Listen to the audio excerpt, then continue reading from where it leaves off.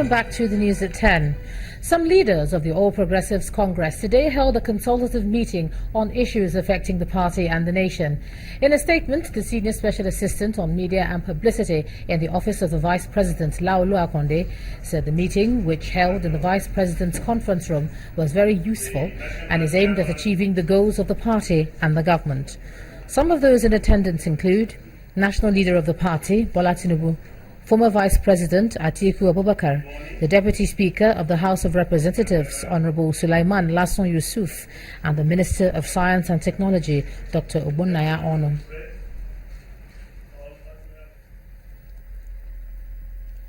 Now, another controversy may be brewing at the Kogi State House of Assembly as efforts to wade into the impeachment saga by the House of Representatives may be contested in court. Today, some leaders of the House, led by the majority leader belonging to the anti-Jimoh faction, approached the High Court sitting in Lokoja to stop the House of Representatives from interfering in the affairs of the state legislature. On Tuesday, the House of Representatives set up an ad hoc committee to investigate the matter that led to the alleged impeachment of the Kogi Speaker. Clearly, it's a domestic affair of the State Assembly of Kogi State. Therefore, the National Assembly should stay clear from the business of Kogi State House of Assembly. In fact, we have asked His Lordship to declare the formation of the ad hoc committee on Kogi State House of Assembly as null and void.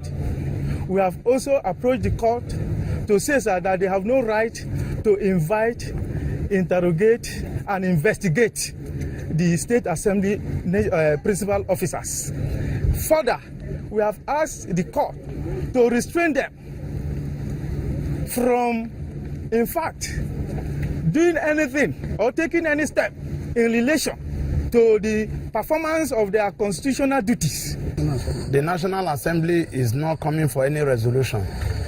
As far as I'm concerned, there is no way you can come for a resolution over a matter that you have a special interest or you are a party to that matter.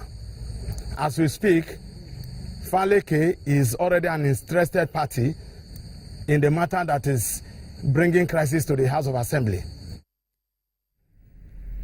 A motion calling for an embargo on foreign trips and international travels by public servants to be lifted survived a spirited resistance in the House of Representatives before being passed. Honorable Nasiru Garo, who sponsored the motion, says the embargo has stopped the country from reaping the benefits of international collaboration on capacity building and manpower development. Our correspondent Larry Lasisi reports. It was the 10th motion on the other paper for the day. A motion questioning the directive by the executive placing an embargo on foreign training and international travels for public servants.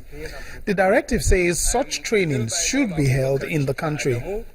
The sponsor of the motion called for the House of Representatives to mandate 4 committees of the House to take steps to ensure the embargo is lifted. The whole application of the directive will impact negatively on capacity building and manpower development of government personnel, thereby reducing the productivity and ultimately compromising competence. A passionate debate followed. I support 100% the mover of this motion. This motion is apt.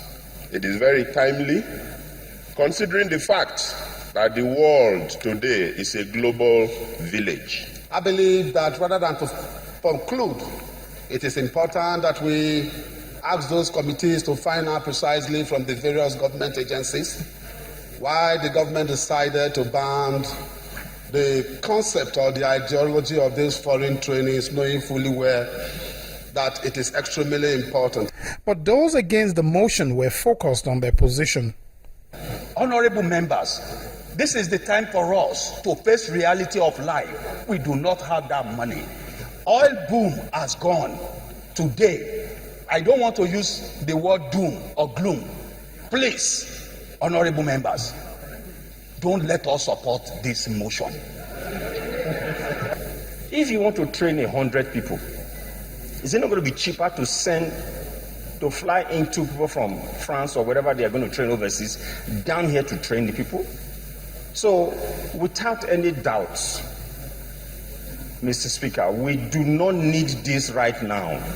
the embargo should stay for now, but if things ever improve, maybe we can revisit this. In place of the original prayer of the motion, an amendment was proposed and adopted to have the 4 committees find out why the embargo was placed in the first place. The motion was then put to a vote. Those in favor of the motion as amended say aye. Aye. Those against it say nay.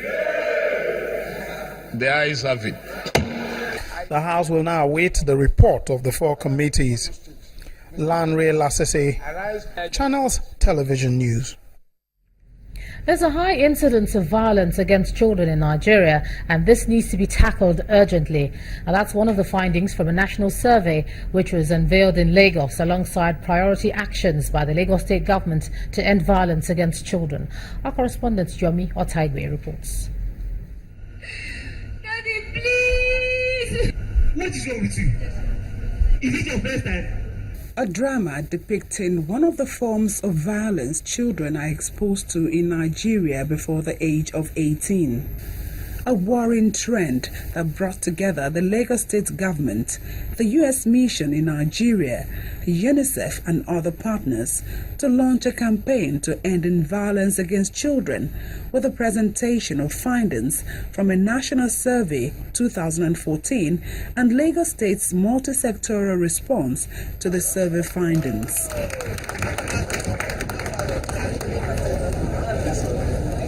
The key findings from the survey are nothing to cheer about. Approximately 6 out of every 10 children are said to experience some form of violence. 1 in 4 girls and 1 in 10 boys experience sexual violence. 1 in 6 girls and 1 in 5 boys experience emotional violence, while half of all children experience physical violence carried out by a parent, caregiver, or adult relative. Last September, Nigeria made a commitment at the highest level to end violence against children. While national level commitments are important, how these commitments are translated into action at state, local government, and ward level is critical. Lagos State will continue to strengthen the capacity of our institution to ensure effective enforcement of our laws with a view to ensuring that no offender is allowed to escape justice. Bringing these challenges facing the children to the fore is one step forward, but ensuring that they do not remain at the level of discussions are major steps to be taken by all.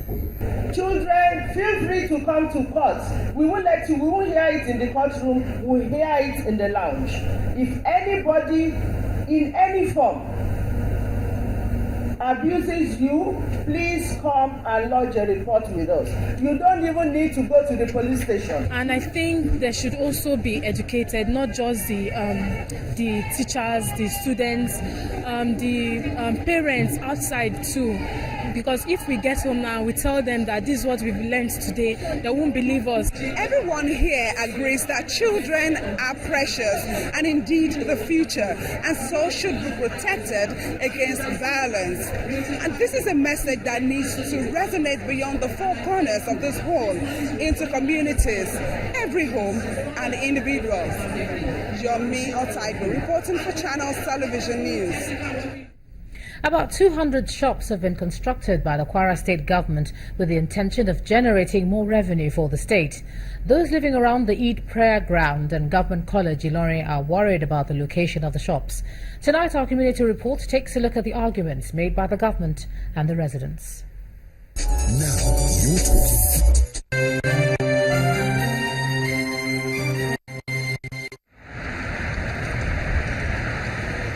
First-time visitor to Ilorin, the Kwara state capital, would notice the changes around the new Yidi Road, especially the springing up of shops around the Irewolede estate. The construction of the nearly 150 shops on both sides of the road and very close to the Eid praying ground has drawn reactions. The community is particularly not very happy with building of these shops around the Eid praying ground, because this shop, once it is let out or is outrightly sold, you may not be able to monitor or control what will be sold around those areas. For instance, it could be during the Eid day, Any shop owner can just come there and start playing music and so on and so forth. With the completion of the shops and offices around the Irewolede estate at Yidi Road, the state government went further to demolish the structures around the fence of the government secondary school, Ilorin. The school, which was established in 1914, could be described as one of the oldest in the northern part of the country and is now sharing its fence with shops and offices under construction.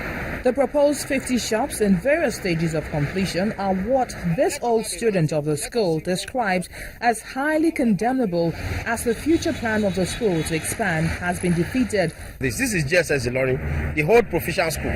It is known to be a very foremost institution when it has to do with cradle of knowledge in Kwara. In the future, a lot of things could come up. Probably a technical institution is coming around. There will be a need for the expansion of the school. Then it means that the government, out of its business impression, has encroached into what is supposed to be the sustainability opportunity of the school. You know, Narabet is very common across the states now. If any of the shops now you for either for alcoholics or for Narabet gambling, it will derail the focus of students of that particular school. The senior special assistant to the Kwara State Governor on Media said the construction of the shops around the school was done in collaboration with the leadership of the Old Students Association, adding that it's a private partnership that will ensure revenue generation for the school. On the shops built close to the Eid praying ground, he said the government informed the leaders of the community before construction. Ilorin is expanding at an astronomical rate because people are coming from all parts of the country, especially the north, to take advantage of a peaceful environment. The administration is also creating opportunities for these people to set up businesses, to accommodate this influx of people, not just through shops, but also through improved infrastructure. And all these things have been done in consultation with the communities where these are located, and they are aware of the government's intention and are actually supporting these ventures. As the shops are being constructed and finishing touches to the buildings, government is expected to ensure that it will be beneficial to all parties concerned.